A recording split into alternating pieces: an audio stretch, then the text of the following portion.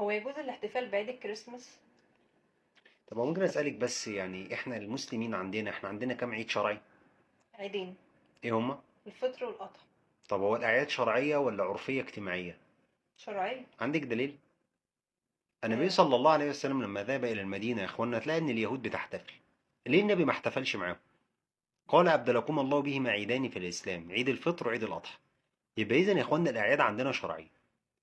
ده رقم واحد. رقم اتنين، انا ممكن اسالك سؤال، انت بتحتفل بالكريسماس ليه؟ والله مجرد سؤال.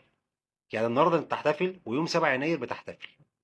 طيب احنا عندنا كام فرقه للنصارى؟ ثلاثه. الثلاثه دول بين الارثوذكس والكاثوليك والبروتستانت. هم الثلاثه اصلا مختلفين. سيدنا عيسى عندهم اصلا هم مختلفين في سيدنا عيسى، هل هو الاله ولا هو ابن الاله؟ انا سؤالي ليك احنا المسلمين، هو احنا عندنا اختلاف سيدنا عيسى اله او ابن الاله؟ ولا احنا متفقين اجماع على ان عيسى رسول الله وكلمته القاها الى مريم وروح منه؟ احنا عندنا اختلاف في كده.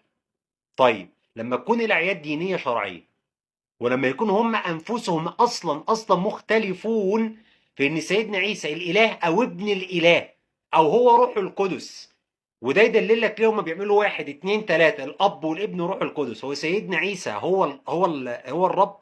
طب هو ابن الرب؟ طب هو روح القدس؟ طب هو ربنا ليه ابن؟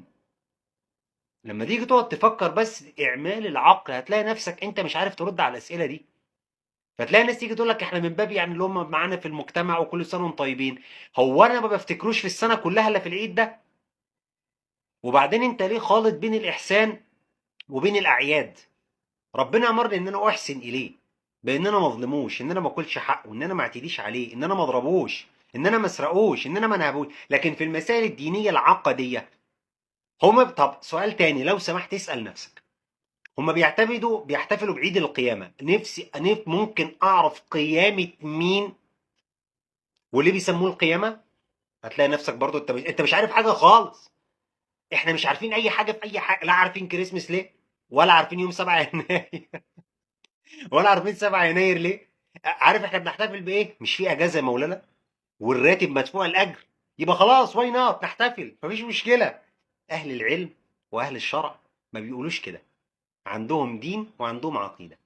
انا دلوقتي لما اجي انا احتفل بعيد الميلاد، مش الاحتفال بعيد الميلاد ده اقرار بالعقيده اللي هم عليها؟